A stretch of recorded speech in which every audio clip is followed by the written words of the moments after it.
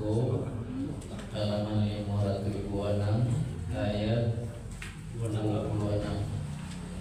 Ayat Taqabbalallahu minna wa minkum taqabbal ya karim.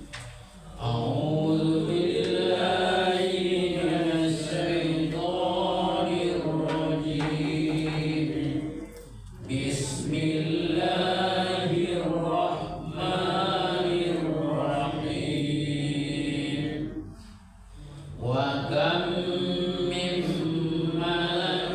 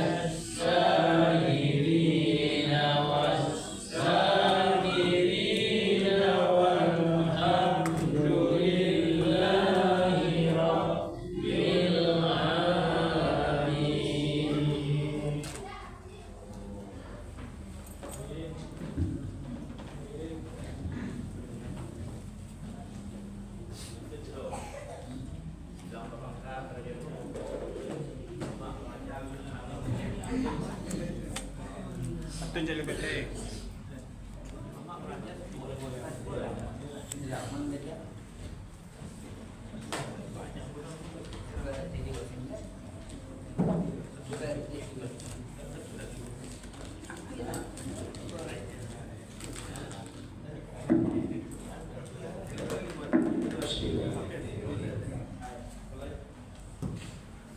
Pak Ketua, izin Pak Ketua.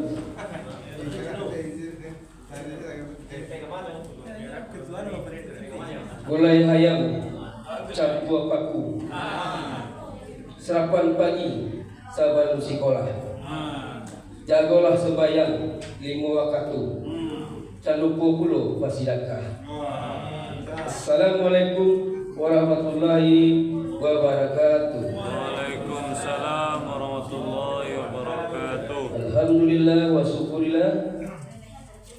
Pada malam hari ini kita masih diberikan nikmat kesempatan kesehatan hingga kita kembali berkumpul di majelis ilmu musalah tiba yang kita cintai.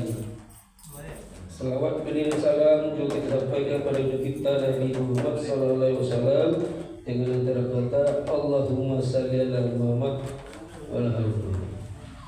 Bapak Ibu, sidang tarawih yang dimuliakan Allah.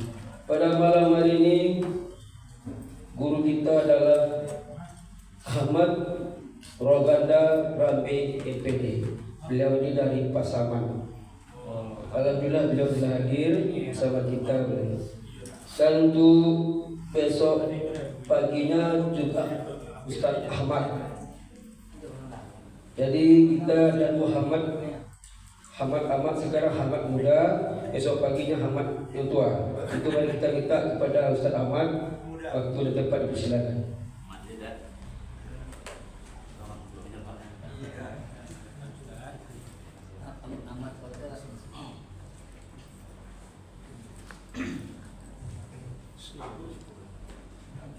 Bismillahirrahmanirrahim. Uhibbukum tahiyatan bit-thayyibah, tahiyatan min 'indillah. Assalamu alaikum warahmatullahi wabarakatuh. Waalaikumsalam warahmatullahi wabarakatuh. Lebih semangat nampaknya apa-apa para ibu-ibu dan di belakang. Ibu-ibu lah buku kau. Allah ya. Alhamdulillah. Jadi Bapak Ibu, salam ini sunnah mengucapkannya, namun wajib untuk kita jawab. Walaupun memang ada beberapa tempat kita itu tidak diwajibkan untuk menjawab salam. Dan pertama ketika imam sholat mengakhiri sholatnya, Assalamualaikum warahmatullah. Nah apa-apa di belakang siko tidak perlu menjawab doang. Waalaikumsalam Ustaz. Ibu sambah saja. Perlu. Nah kedua ketika kita Bapak Ibu pergi ke pemakaman. Sebelum kita memasuki bulan Ramadan, maka banyak jemaah yang pergi ziarah kubur. Assalamualaikum ya ahlal kubur, kita ucapkan sebelum memasuki pekuburan. Maka jangan harapkan jawaban dari salam Bapak Ibu itu. Kok ada dan menjawab dari kuburan itu udah jadi wajar. Lari ya Pak. Dan kedua, yang ketiga, ketika Bapak Ibu bertemu kawan lama, namun tempatnya di dalam kamar mandi, ya, itu. Jadi assalamualaikum kawan, cina, walah 25 tahun awak dah sobo kawan, akhirnya tiba juga pulang kampung yo. Nah, tak perlu dijawab salam. Alhamdulillahilladzi qad akhraja nata'ijal fikri li arbabil hijab wa hatta anhum min sama'il aqli kulla hijabin min sahabil jahli. hatta badat lahum syumusul ma'rifah ra'au mukhaddaratiha munkashifah. Kembali kita bersyukur kepada Allah pada malam hari ini, karena Allah masih memberikan nikmat yang sangat luas kepada kita. Dengan nikmat yang terbesar yang kita miliki pada saat ini adalah nikmat iman yang patut untuk kita syukuri. Dan tidak kalah penting Bapak Ibu adalah selanjutnya nikmat hidayah. Kalau bukanlah karena hidayah Bapak Ibu, dengan nikmat iman juga tidak mungkin awak sampai ke mushola at-thayyibah. Ya enggak Pak? Mohon maaf Pak Ibu, terkadang Bapak teh bana rumahnya itu diam-diamnya jo masjid, jo surau, jo mushola, seumur hidup tidak pernah menginjakkan kaki ke surau. Nah, yang parahnya orang tiba ke masjid sholat berjamaah di belakang imam, taganya naninya sekali tiba langsung ke imam. Itu paling bahaya tuh Pak. Alainalillah yang pengurus Pak baru tiba yang masjid. Kenapa? Karena hidayah, karena iman. Lalu ada orang berkata, kan hidayah itu kan harus kita terima dulu baru kita pergi ke masjid. Hidayah itu harus ada ikhtiar untuk menjemputnya. Tak bisa nanti mereka hidayah ya Allah, hidayah ya Allah, ya Allah hidayah ya Allah. Kalau tidak melangkahkan kaki ke masjid, kita kenapa hidayah dulu? Maka ada ikhtiar dalam Ahlus Sunnah wal Jamaah. Berbeda dengan paham Qadariyah. Mereka itu menganggap segala sesuatu itu sumber dari Allah. Kok sakitlah, dan sihat kok Allah nama dia. Tidak pernah bawa baru ke dokter dong. Kok patah kaki, patahlah. Namanya kan Allah juga ya. Maka ini bertentangan fahamnya dengan Ahlus Sunnah wal Jamaah. Maka segala sesuatunya harus ada ikhtiar. Mati pun sekali ibus itu adalah takdir Allah. Namun kalau bau sawan Pak, tajun awak dari atas tower itu ke bawah insyaallah tipu aja. Jadi tidak bisa, harus ada ikhtiar. Hidayah juga seperti itu. Kalau tidak dipaksuan kadang Bapak Ibu tidak akan mungkin awak itu tipu ke masjid. Apalagi subuh hari kadang matu takkan tua. Hari dingin. Kadang hujan lapik dulu Pak. Tapi bisa sampai kita ke masjid dan musola. Karena apa? Ya karena hidayah beserta dengan iman yang kuat yang kita miliki. Salawat beriringkan salam. Tidak lupa kita hadiahkan ruh baginda alam, yakni kepada Nabiuna Muhammad Rasulullah sallallahu alaihi wasallam. Berpucukkan rindu, berantingkan kasih sayang, yaitu kepada Nabiullah putra Abdullah, buah hatinya Aminah, Nabiullah Muhammad Rasulullah sallallahu alaihi wasallam. Kalau tidak karena perjuangan beliau Bapak Ibu, tidak mungkin kita ini bisa merasakan ibadah di mushola at-thayyibah yang sama kita cintai. Dulu Bapak Ibu di zaman jahiliyah, kalau sahabat Nabi itu kedapatan masuk Islam waktu berdakwah secara sembunyi-sembunyi, itu tidak tanggung siksaan yang diberikan oleh orang jahiliyah. Bahkan kita lihat Bapak Ibu dalam kitab tarikhnya, itu sahabat Nabi itu ada yang sampai buta karena dicambuk. Terlampau sakit cambukan, sampai buta seumur hidup. Ada yang sampai lumpuh tubuhnya, rusak saraf-saraf tubuhnya karena siksaan yang diberikan oleh orang-orang jahiliyah. Maka Nabi saat itu tidak gentar, walaupun nyawanya sekaligus pun terancam, tapi Nabi tetap berdakwah sampai berdakwah secara terang-terangan. Dengan itu sampailah pada titik ini kita rasakan bagaimana indahnya Islam itu, rahmatan lil alamin. Jangankan kepada makhluk untuk kasih sayang, bahkan kepada hewan yang melata pun di atas muka bumi ini, kalau tidak menggaduh tidak kuliah bunuh. Begitu ya Islam. Pergi kita contohnya Bapak Ibu Garajo, ternyata di tempat kerja kita tidak ada kamar mandi. Lalu kita lihat di samping kantor ada di situ pohon jambak. Pergilah kita ke bawah pohon jambak ini, lalu kita itu buang air kecil di bawahnya. Maka ternyata Bapak Ibu di bawah pohon jamba itu ada bersarang semut-semut kecil. Tidak boleh kita arahkan kepada sarangnya. Coba kita lihat dalam kitab Ta'limul Muta'allim. Begitu penjelasannya. Begitulah Islam itu mengatur kehidupan ini sedamai-damai mungkin. Karena apa? Karena perjuangan Rasulullah. Mohon maaf Bu, kalau seandainya Nabi tidak diutus, mungkin ibu kau tidak ada ragunya. Mohon maaf. Kenapa? Karena dulu yang dipakai adalah hukum rimba. Sialan panggil paling magah, yang paling kuat, dialah yang ditakuti. Maka Umar bin Khattab sebelum masuk Islam pada saat itu, maka dia membuat sebuah peraturan. Kecilnya peraturan itu, siapa perempuan yang melahirkan anak perempuan, maka perempuan itu, anak bayi perempuan itu harus ditanam secara hidup-hidup. Ada sadis terus Pak. Na'udzubillah. Maka setelah syariat yang dibawa baginda Nabi berubah, qad akhrajan nasa minaz zulumati ilan nur. Maka dari itu kita selaku umatnya pantas untuk mengirimkan sepucuk doa yang ringan dalam ucapan insyaallah, berat dalam timbangan amal mizan, yang berlafazkan Allahumma salli ala sayyidina Muhammad wa ala ali sayyidina Muhammad. Patang Bapak Ibu ambo dapat info dari kawan. Baca kak Bapak Ibu jamaah di perkara sholawat ko. Nan sabala kecenya pakai sayyidina, nan sabala kecenya tidak pakai sayyidina. Ujungnya berdebat habis di dalam surau dan masjid itu Bapak Ibu.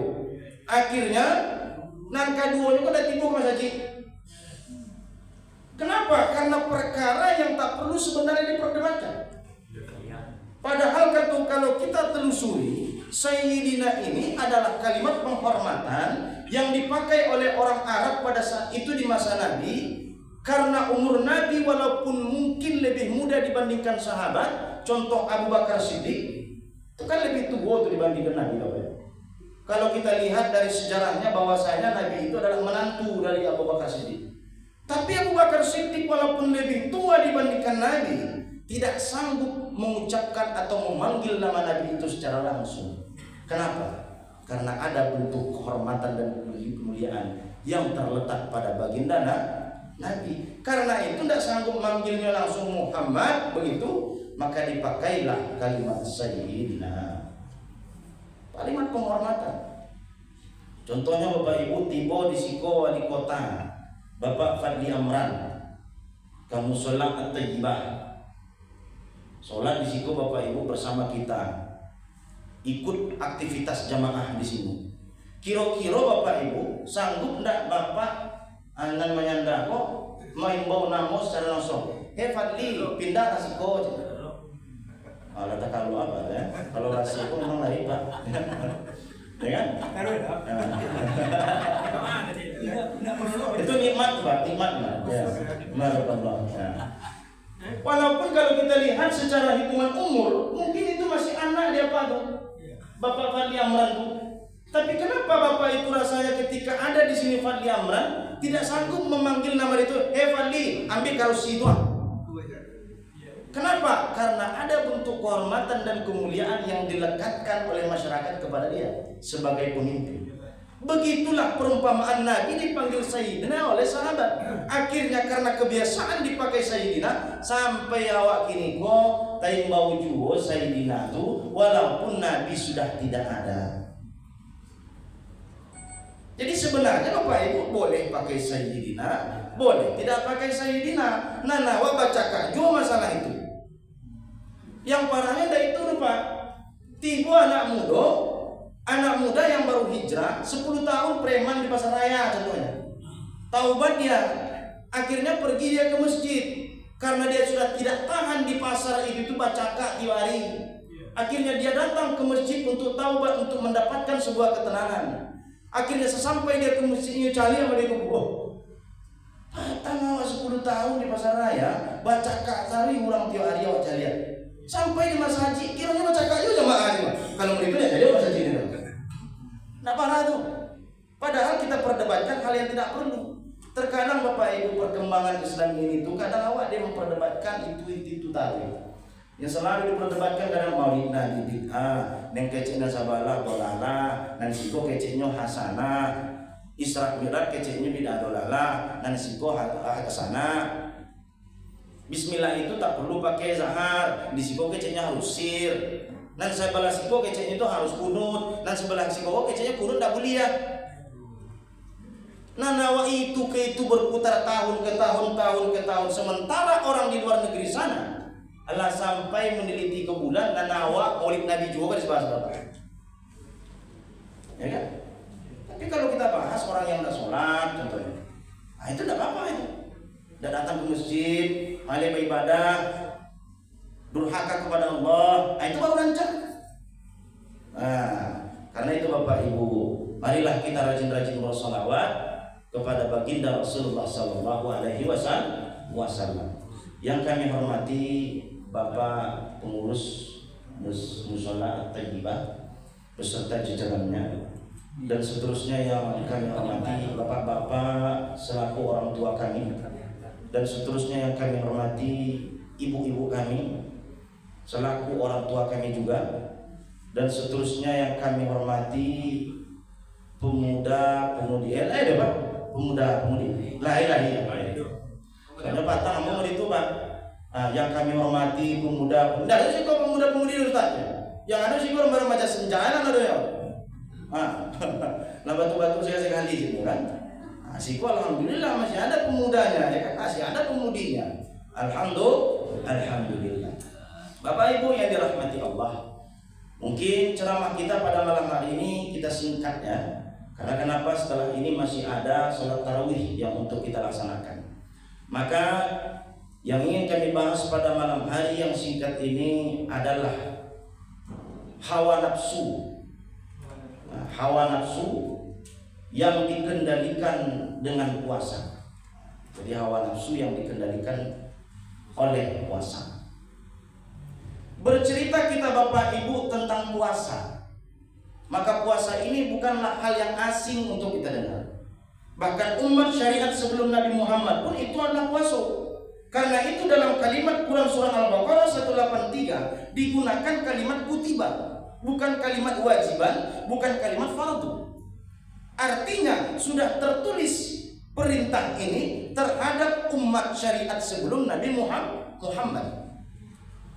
Maka kita lihat Bapak Ibu, asal kata dari puasa ini berasal dari bahasa Arab asyam, yang artinya menahan. Apa yang ditahan itu? Apakah benda berat? Bukan. Tapi yang kita tahan itu adalah rasa lapar dan haus, dan juga hal-hal yang dapat membatalkan ibadah puasa itu sendiri, mulai dari terbit fajar sampai terbenam matahari.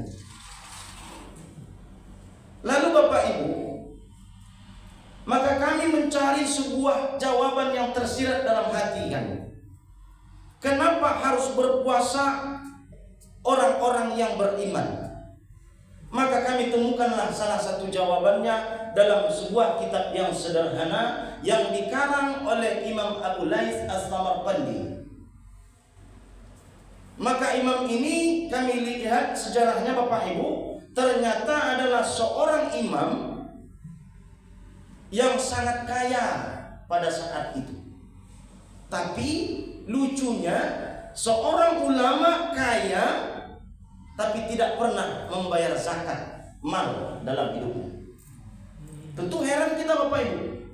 Loh, ini ulama mengerti hukum, ahli ilmu, tapi tidak bayar zakat. Kan bentrok tuh Bapak Ibu. Ternyata Bapak Ibu, setelah kami gali kembali kenapa Imam Laits Al-Samarqandi ini tidak mau membayar zakat, ternyata dia memang betul kaya, tetapi sebelum cukup nisab dan haul hartanya, ala habi hartanya disedekahkan untuk fakir dan miskin. Dan luar biasa tuh. Sehingga dia tidak sempat. Alun cukup 1 tahun lah biar tuh disedekahkan. Besok cari lo dia. Belum sempat 1 tahun, alah sedekahkan lo dia. Tentu ia tak wajib zakat jadinya Pak. Jadi Bapak Ibu kalau dia mau itu sedekahkan lah. Ya kan? Lalu beliau itu menuliskan sebuah kitab yang berjudul Tanbihul Ghafilin, yang artinya adalah peringatan untuk orang-orang yang lalai. Maka dalam kitab Maka dalam kitab ini dituliskan oleh Imam Abu Laid, ketika Allah menciptakan hawa nafsu itu, maka Allah bertanya kepada hawa nafsu, hei hawa nafsu, man ana wa man anta, siapa saya dan siapa engkau? Kecil nafsu itu, awak ya awak, kamu ya kamu. Tidak mau mengakui Allah Rabbnya. Akhirnya Allah murka kepada hawa nafsu, ditempatkanlah hawa nafsu ini kepada tempat yang paling dingin. Oh, kalau di Indonesia aku kira-kira Bapak Ibu yang paling dingin di mana? Pada Panjang. Kalau di dunia aku Pak, Bu, Bukit Tinggi. Alun tuh dong, ya. Bang Solok, alun. Di kutub utara. Bahkan hewan-hewan pun yang melata bisa membeku badannya, saking dinginnya. Nah, Allah tempatkanlah hawa nafsu itu tempat yang paling dingin selama ribuan tahun. Lalu setelah itu Allah angkat kembali, lalu Allah tanya, hei hawa nafsu, man ana wa man anta, siapa saya dan siapa engkau? Kecil hawa nafsu itu, saya ya saya, engkau ya engkau. Alun juga mengalahnya. Akhirnya Allah murka kepada hawa nafsu ini. Allah tempatkan lagi dia itu tempat yang lebih panas sepanas-panasnya. Selama ribuan tahun akhirnya diangkat kembali. Lalu Allah tanya dia kembali, man ana wa man anta, siapa saya dan siapa engkau? Kecil hawa nafsu itu, ana ya ana, anta ya anta, saya engkau engkau, ana, beres. Apa bedanya? Jangan urusi saya, kan seolah-olah seperti itu. Allah perintahkan langsung, Allah memerintahkan kepada malaikat untuk menempatkan dia di tempat azab yang rasa haus dan laparnya luar biasa. Itulah azab Tuhan. Diberikanlah rasa haus dan lapar kepada hawa nafsu. Kira-kira Pak Ibu, tahan dak hawa nafsu? Ndak tahan. Saban tanya ulah meluyu. Tak tahan loh ya Allah. Baru akhirnya ditanya kembali sama Allah, man ana wa man anta, kecewa nafsu. Ya Allah ya Tuhan, ana abdi wa anta rabbi, saya hambamu dan engkau adalah Tuhan. Baru dia mau mengalah. Ternyata Bapak Ibu, hawa nafsu ini diciptakan setelah diciptakan Adam, maka ditempatkan juga kepada makhluk termasuk manusia. Maka dalam diri manusia itu ada hawa nafsu. Maka kita lihat Bapak Ibu dalam tafsir, ternyata dalam tafsir Ibnu Katsir, dalam tafsir Jalalain juga seperti itu, dalam tafsir Sawi juga seperti itu. Nafsu itu terbagi tiga. Yang pertama ada mutmainnah, namanya nan rancae. Itu nan rancae itu, yang alim, yang soleh, orang itu mutmainnah.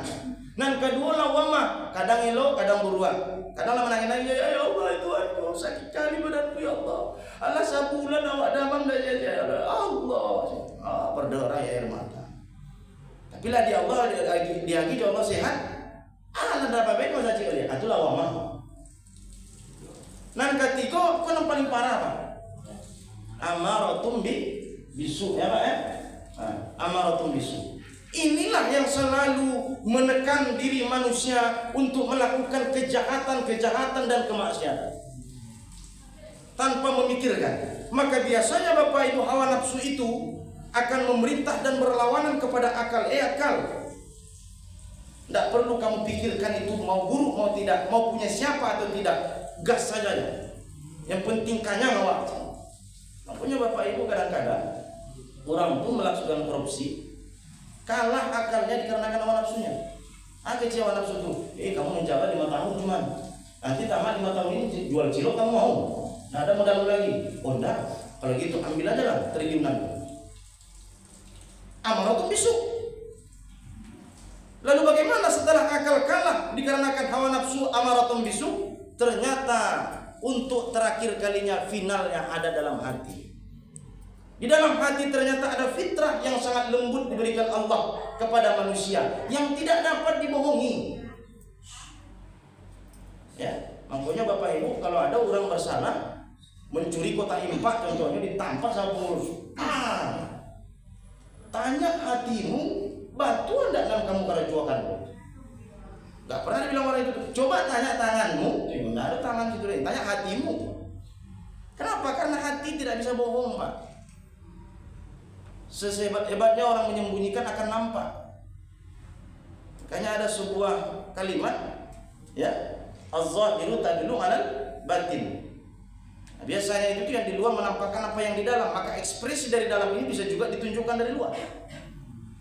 Maka salah satu jalan ternyata Bapak Ibu untuk mengekang amaratum bisu ini adalah dengan jalan puasa. Kalaulah puasa awak sesuai dengan Quran surah Al-Baqarah 183, kita akan mendapatkan hikmah dan manfaat di ujung ayat, la'allakum tattaqun. Menjadilah kita orang bertakwa. Kalau di hati sudah takwa, di akal sudah takwa, dalam diri kita sudah takwa, maka mustahil orang beriman untuk menentang perintah Allah. Itu makanya puasa salah satu alasannya kan itu. Bapak-bapak, ibu-ibu yang dirahmati Allah, mungkin itu sajalah yang dapat kami sampaikan. Di mana-mana ceramah ditaruh itu tidak bisa lama-lama doa. Bahkan di salah satu masjid kami kemarin di mimbar itu ditulis sama pengurus ini, ceramah tidak bisa lewat dari 15 menit. Apakah salah pengurus? Tidak. Karena ada sholat tarawih. Kalau 2 balik rakaat lumayan lah. Kalau 2-3 bah, dan ustaznya ini ceramahnya 1,5 jam. Bilo kan pulang apa ibu istirahat kan? Nah, jadi kajiku kadang-kadang mau biarlah sakit, tapi bermanfaat. Jadi bapak-bapak, ibu-ibu, mudah-mudahan bermanfaat apa yang kami sampaikan. Terutama, terkhusus dalam diri kami pribadi dan umumnya kepada kita semua. Mohon maaf kalau ada yang tersinggung. Niat kami, hati kami tidak ada untuk menyinggung Bapak Ibu. Ila liqa'i ma'as salamah, ihdinas shiratal mustaqim. Assalamualaikum warahmatullahi wabarakatuh. Waalaikumsalam warahmatullahi wabarakatuh.